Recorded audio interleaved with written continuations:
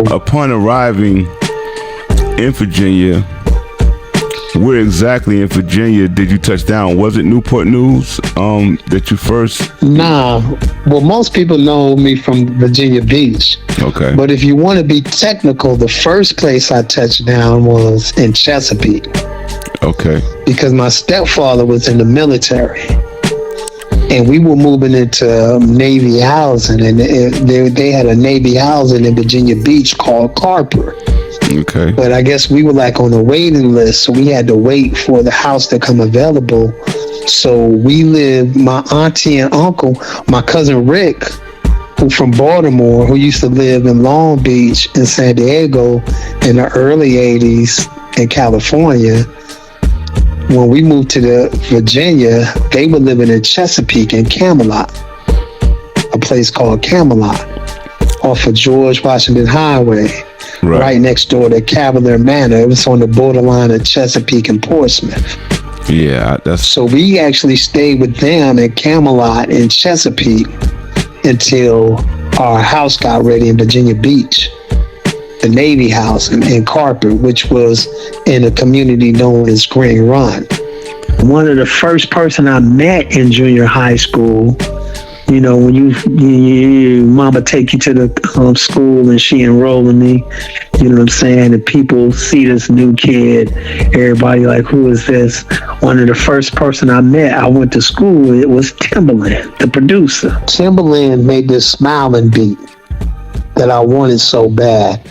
And this is really the reason why CRU THIK exists. Let me ask you this. So, bringing us up to speed to CRU THIK, what is the memories that you have on the beginning and foundation, and how did you become a part of what ultimately would be known as the CRU THIK Dynasty Raiders?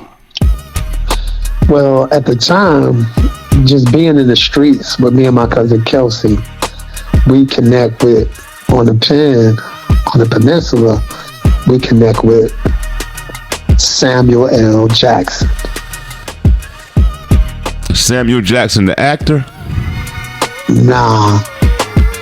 Samuel L. Jackson, the street nigga, the ghetto superstar, who most people on the pen, Hampton and Newport News, know as Mousy Jackson.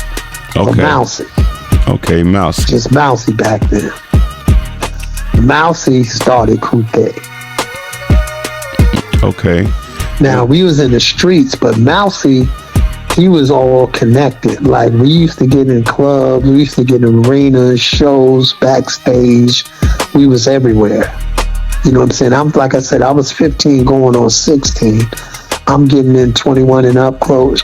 I'm getting in 25 and up clubs.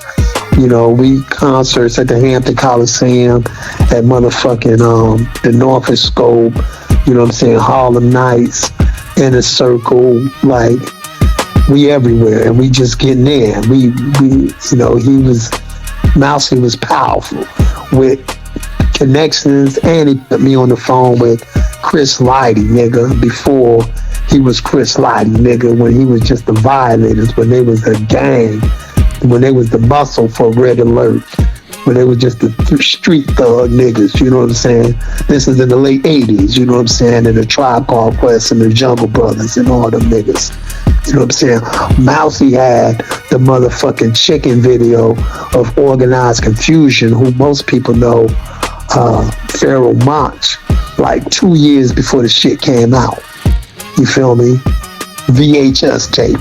We watching this shit before we even know who these niggas is. Mousy had me on the phone with fucking Tribe Called Quest manager. You know what I'm saying? Chopping it up. You know what I'm saying? We backstage, you know what I'm saying? But before Mike, you know, fucking Tribe going on, I got fucking Five Mike. You know what I'm saying? Like, damn, I want to rip this bitch.